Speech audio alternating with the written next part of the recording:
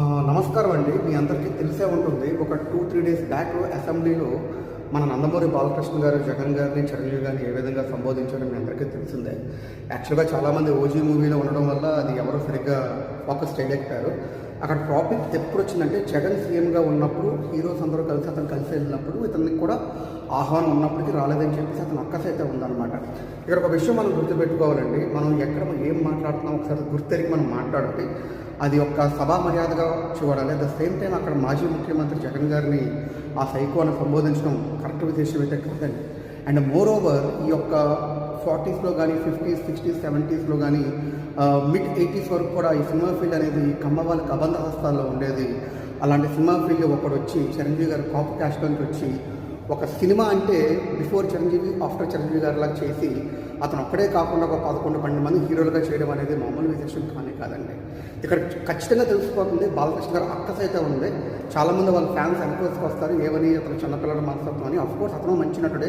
మనం అందరం light 80s, mid 90sలో పుట్టిన వాళ్ళందరం మంచి మంచి సినిమాలు చూసే పెరిగాం. ఆదిత్య 369, భైరవ దీపం, సమర్థ మహారెడ్డి, చిరంజీవి గారి గ్యాంగ్ లీడర్, మొటామేశ్వర, రౌడీ అల్లుడు, ఇవన్నీ మనం చూసే పెరిగాం. కాకపోతే ఇక్కడ నేను చెప్పదలుచుకుంది ఏంటంటే, బాలకృష్ణ గారు చాలా అక్కసు ఉందన్నమాట. ఎంతైనా అక్కసు ఉన్నా సరే, మీరు గోల్డెన్ స్పూన్తో పుట్టారు, అతను పైకి కృష్ణ వచ్చి ఎదిగారు. ఎప్పుడైనా చిరంజీవి గారి తర్వాతే మీరు కూడా కష్టపడతారు, తప్పులేదు. కానీ అక్కడ జగన్ని సైకో అనడం అనేది కరెక్ట్ కాదండి. మీకు అతని మీద కోపం ఉండొచ్చు కాకపోతే ఆ కోపాన్ని వేరేగా మీరు వెళ్ళబుచ్చుకోవాలి. మీ ఇంట్లో 4 గోళ్ళు ఉన్నప్పుడు ఏమైనా తిట్టుకోండి, వేరే విషయం. కానీ ఆ సభాపర్వంలో ఒక మాజీ ముఖ్యమంత్రి ఏముండి అలా చేయడం తప్పు.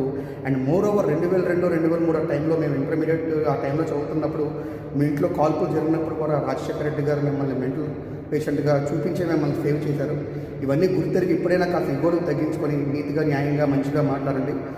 నోరు బాగుంటే ఊరు బాగుంటుంది అంటారు. ఏమాత్రం తేడా కొట్టినా, ఏమాత్రం కూటమిలో మళ్ళీ చీలికలు వచ్చినా అదొక్కసారి బరస్ట్ అయిపోయింది అనుకోండి, మళ్ళీ మీకు 2019 ఆ యొక్క 2024 యొక్క ఆ యొక్క రూలింగ్ మళ్ళీ మీకు ప్రాబ్లం రాకపోదు. మీకు కూడా భయమే కదా జగన్ గారి పాలన ఎలా ఉందన్నది.